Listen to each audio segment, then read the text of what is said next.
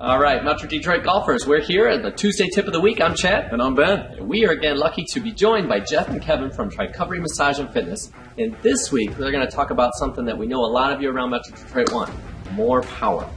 So, a lot of different ways to create power, yeah? Yeah, this is one that the folks at home probably haven't heard much about. We are going to talk about breathing to gain more power today.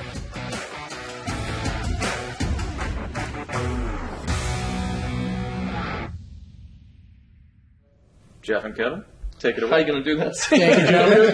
So, breathing. It's probably one of those things that everybody just seems to do automatically, right? If we're lucky, I guess. And so... Here we are. Okay, take a breath. Breathe. So, with breathing and the golf swing, it's amazing how much power can be released if you have the right breathing that suits you. Statistically, you see the tennis players, Serena Williams, Venus Williams, when they do swing and they hit, to hear the ah, and you see them make the noise with that big explosive movement. Sprinters, they exhale right when the gun goes off to push off the blocks. You know, you see with a lot of the javelin throwers, shot putters, discus in the field events for track and field.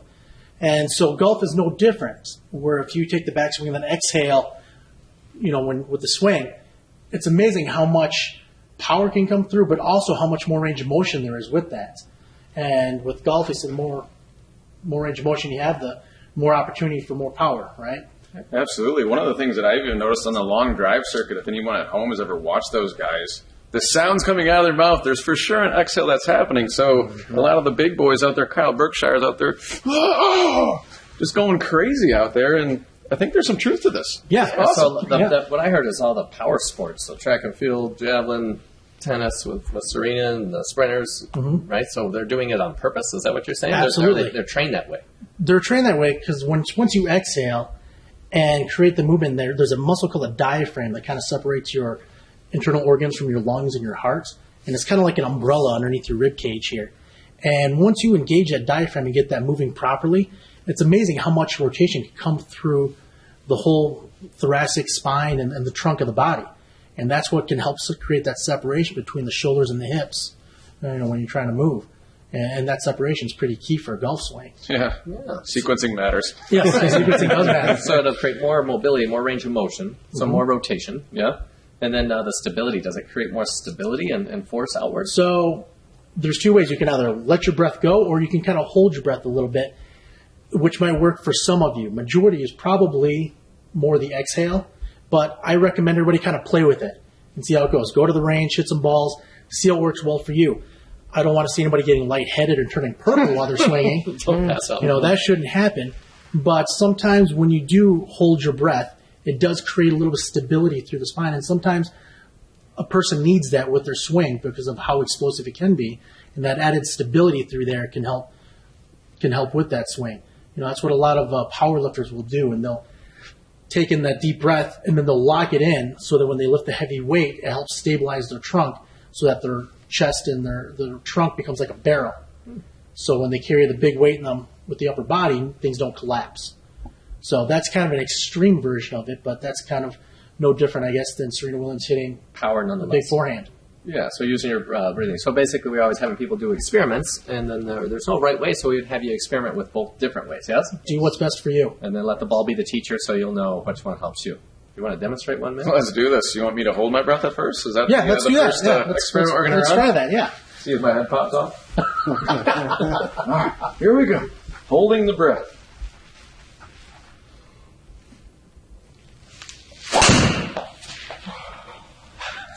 Right down the middle. All right, so I know you can drive it farther than, that was like 245 in the air. And then you don't usually play that way. True? Yeah, I mean, if I could do that every time, I'd be pretty satisfied with that. So maybe I got to hold my breath. Maybe holding your breath might work for you. What would it look like to go the opposite way? So where you talked about with Serena, like letting that swing go. it back and then, nice easy breath. Don't try to push it out. Just let it come So out. not the, Correct. You know I'm sorry, I didn't get that. Can you do it again?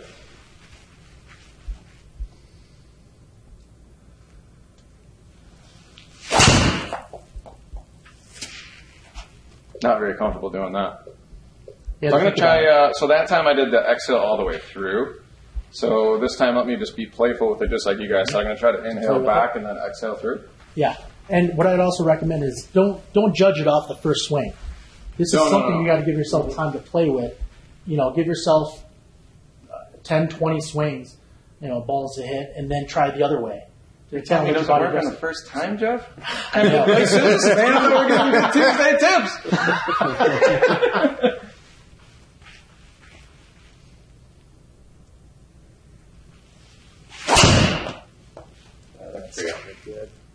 Okay.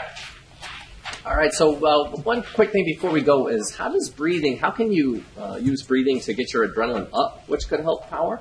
Or for some folks that get too excited and need to quiet down and calm down, how could you use breathing to quiet that down? Well, to kind of get excited, you just kind of go a little more aggressive with it, yeah. Kind of get the heart rate going a little bit, move around a little bit. Yeah. That's probably the best way to get your nervous system to amp up a little bit. Jump around a little bit, kind of shake it all out, get your breathing, pick it up a little bit, kind of get your heart rate up, get that blood flowing. Now, if the opposite, and you're kind of anxious and you need to calm down, slow it down a little bit. Take some slow, deep breaths. Breathe in, count to 4 or 5, and then exhale, count to 4 or 5. And just kind of let that breathing happen. Feel it breathe into your belly, breathe into your chest. Feel the separation between the two as they kind of take that the breath in. Nice. So playing around with your breathing during the swing, some people hold their breath, that could be helpful. Some people breathe out, that could be helpful. And then regulating your heart or your heart rate through breathing, slowing it down or speeding it up. Cool. All right. Use breathing here when you're training this off season to see if it can help you get more power. We hope this helps you.